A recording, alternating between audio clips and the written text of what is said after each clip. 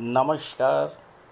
बहुत स्वागत है आप सभी दर्शकों का मेष राशि के लिए जून 2025 के राशिफल के इस वीडियो में।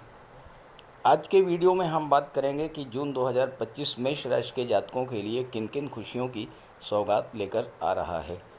जून का महीना आपके जीवन में एक मील का पत्थर सिद्ध होने जा रहा है, क्योंकि जिन जिन बड़े ग्रहों को जो परिवर्तन करने थे वो सब मई में कर चुके हैं। जितने बड़े दुर्योगों को बनना था उनसे भी आपको मई में मुक्ति मिल चुकी है। और जून का महीना एक नई शुरुआत करने वाला महीना होगा, और इस माह आप जो भी नई शुरुआत करेंगे वो आपके आगे के जीवन का आधार बनेगा।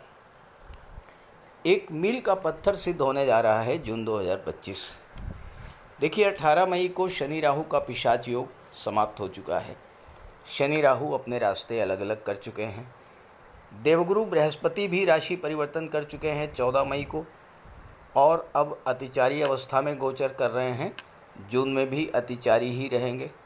राहु केतु भी 18 मई को राशि परिवर्तन कर चुके हैं, और आपके राशि के स्वामी मंगल ये भी नीच की राशि से 7 जून को बाहर आ जाएंगे। साथ ही साथ सूर्य भी 15 जून को अपने लिए अपने मित्र बुध की राशि मिथुन में गोचर करेंगे। तो इस माह का जो ग्रह गोचर है बेहद अनुकूल है आपके लिए, और इसका पूरा लाभ आपको उठाना चाहिए। तो आइए समझते हैं कि मेष राशि के जातकों को क्या क्या बड़े लाभ मिलने जा रहे हैं जून 2025 में। ये विश्लेषण आपकी चंद्र राशि के आधार पर किया जा रहा है। तो ये है मेष राशि के जातकों की कुंडली। पहले जून 2025 का ग्रह गोचर समझिए। आपके लग्न के स्वामी हैं मंगल, और मंगल 7 जून को अपने मित्र सूर्य की राशि में पंचम भाव में गोचर करेंगे। लग्न का स्वामी जब त्रिकोण के भाव में गोचर करता है तो वो बहुत अच्छा फल आपको प्रदान करता है। शनिदेव 12वें भाव में गोचर कर चुके हैं, और आपके जीवन में साढ़े साती के प्रथम चरण की शुरुआत हो चुकी है। राहु कुंडली के लाभ के भाव में गोचर कर रहे हैं। सूर्यदेव धन भाव में हैं, 15 जून को पराक्रम के भाव में चले जाएंगे। बुध 6 जून को पराक्रम के भाव में जाएंगे, और 22 जून को चौथे भाव में चले जाएंगे। देवगुरु कुंडली के पराक्रम भाव में ही गोचर करेंगे मिथुन राशि में। ये तो है ग्रह स्थितियाँ। अब आइए इसके प्रभाव को समझते हैं। मेष राशि के जातकों के जीवन में शनि की साढ़े साती की शुरुआत 29 मार्च 2025 से हो चुकी है।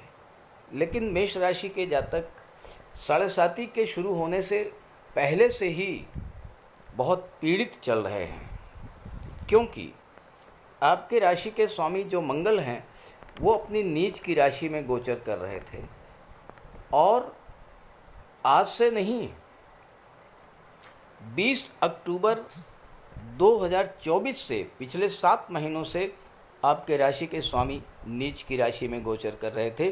बीच में थोड़े समय के लिए वक्री अवस्था में तीसरे भाव में मिथुन राशि में गए थे, पुनः कर्क राशि में आ गए, और अभी भी कर्क राशि में ही हैं। 7 जून को मंगल पंचम भाव में आएंगे। अब मंगल एक तो नीच की राशि में थे, दूसरे 8वें भाव के स्वामी हैं आपकी कुंडली में। तो ऐसे में मेष राशि के जातकों को लगातार तरह तरह के कष्टों से पीड़ित होना पड़ा, आज से नहीं पिछले 7 महीनों से। जो रही समी कमी थी, अब क्या क्या कष्ट मिले इस पर चर्चा नहीं करूँगा। मेष राशि के जो जातक हैं वो अच्छे से समझ रहे हैं, बताने की आवश्यकता नहीं है। अब राशि के स्वामी तो पीड़ित थे ही, साढ़े साती शुरू हो गई। साढ़े साती का कोई विशेष प्रभाव पड़ता इसके पहले ही शनि राहु का पिशाच योग बन गया। क्योंकि जब शनि राशि परिवर्तन करके मेष 12वें भाव में गए मीन राशि में, यहाँ पर राहु पहले से गोचर कर रहे थे। शनि राहु का पिशाच योग बन गया। इस पिशाच योग ने आपको बेहद त्रस्त किया।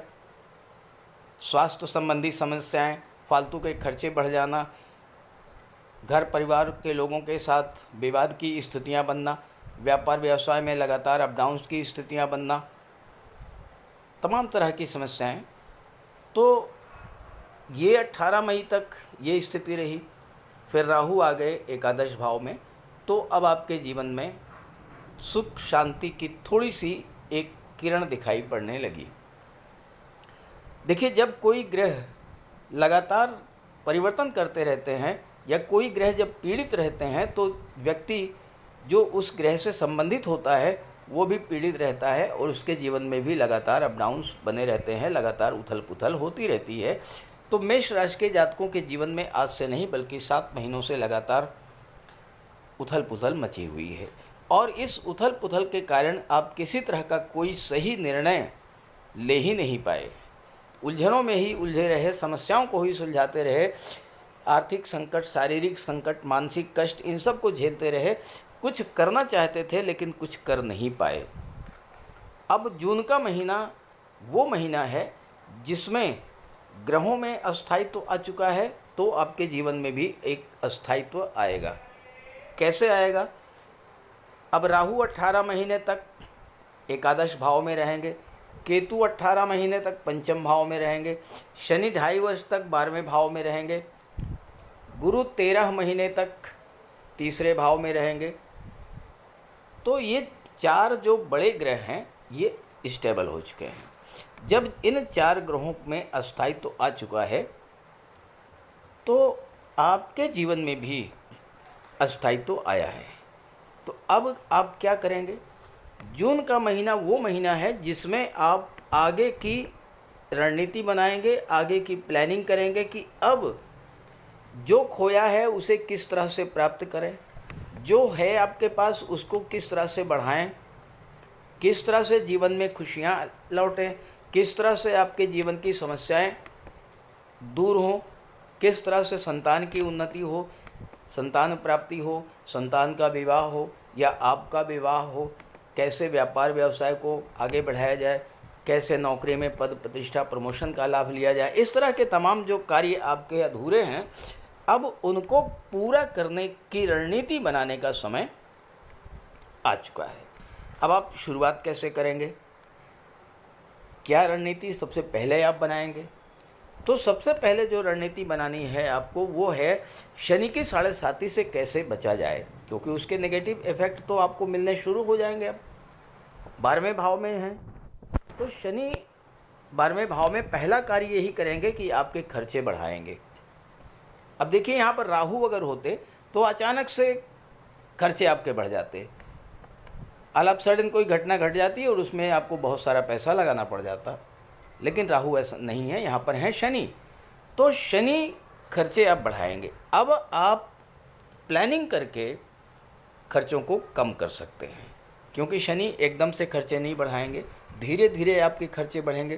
पहले से आप जब तैयार रहेंगे, आपकी एक प्लानिंग रहेगी कि कैसे पैसा बचाना है, किस तरह से कौन सा खर्च ऐसा है जिसे कम किया जा सकता है, कैसे किसी खर्च को रोका जा सकता है, इस प्लानिंग पर आपको काम करना है।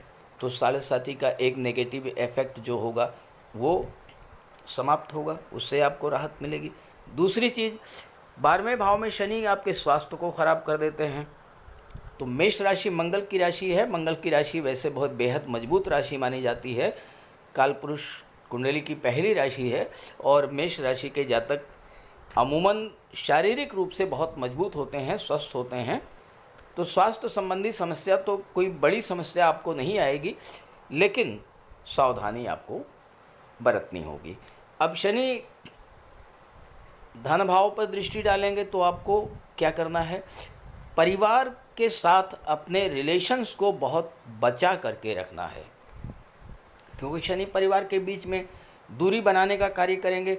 आपके परिवार के लोग आपको कोऑपरेट नहीं करेंगे, तो यहाँ पर आपको अपनी वाणी और बुद्धि का प्रयोग करके, चूँकि आपके वाणी के भाव के स्वामी शुक्र हैं और शुक्र बहुत ही सौम्य और शुभ ग्रह हैं, तो आप अगर अपनी वाणी पर नियंत्रण रखेंगे तो कोई विशेष स्थिति खराब नहीं होगी।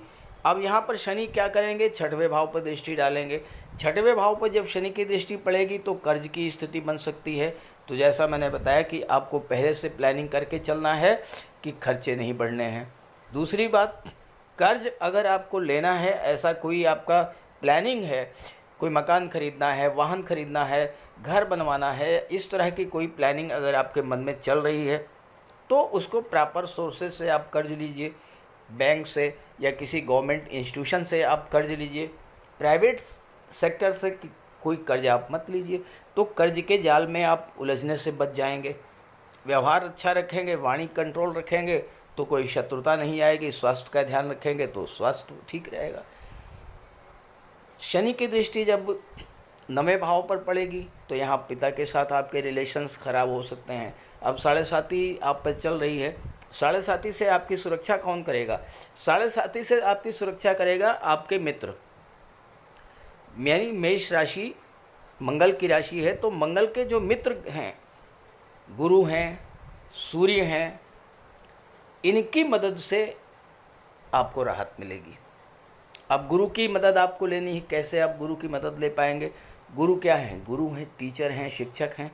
तो आप अपने गुरु की राय लीजिए, अपने पिता के मार्गदर्शन में काम कीजिए, तो इससे आपको राहत मिलेगी। साथ ही साथ आप गुरुवार का व्रत रखिए। गुरु को मजबूत करेंगे तो राहु भी आपके लिए अच्छे हो जाएंगे। गुरु की दृष्टि राहु पर पड़ेगी 13 महीने तक, तो राहु भी अचानक से आपको अच्छा फल देना शुरू करेंगे, लाभ मिलेगा आपको।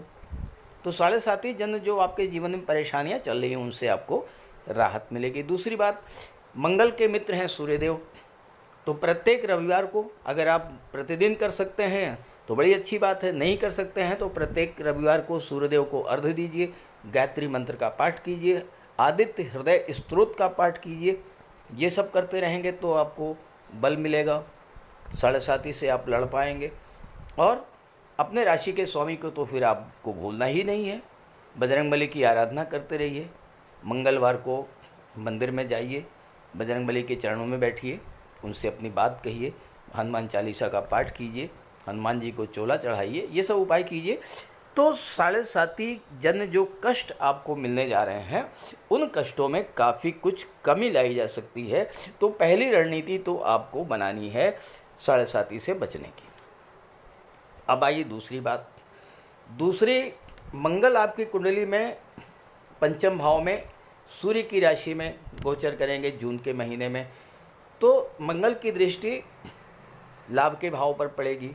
अब इस समय अगर आप कोई निवेश करना चाहते हैं शेयर मार्केट वगैरह में, तो मंगल इसमें आपकी हेल्प करेंगे। लेकिन मंगल जल्दबाजी के कारक होते हैं, तो जल्दबाजी में कोई निवेश मत कीजिएगा, बहुत सोच समझ करके निवेश कीजिएगा, क्योंकि राहु बैठे हैं 11वें भाव में। सूर्य देव आपको शासन प्रशासन में मदद करेंगे, सूर्यदेव आपके मान सम्मान में वृद्धि करेंगे, सूर्यदेव आपके आत्मविश्वास को बना करके रखेंगे, आपके आत्मबल को सपोर्ट करेंगे। आप सूर्य की उपासना करते रहिएगा। गुरु आपको ज्ञान प्रदान करेंगे, आपको मार्गदर्शन देंगे। तो ये सब आप कार्य अगर करिए और इस तरह की रणनीति आप बना करके चलिए तो 7.5 का कोई आपको विशेष प्रभाव नहीं पड़ेगा। और दूसरी बात, जून के महीने में जो प्लानिंग आप कर लेंगे वो आगे चल करके आपके लिए बेहद हेल्पफुल होगी। तो इस जानकारी को अपने साथियों मित्रों को भी ज़रूर शेयर कर दीजिएगा, क्योंकि उनके जीवन में भी 7.5 की शुरुआत हो चुकी है। नमस्कार।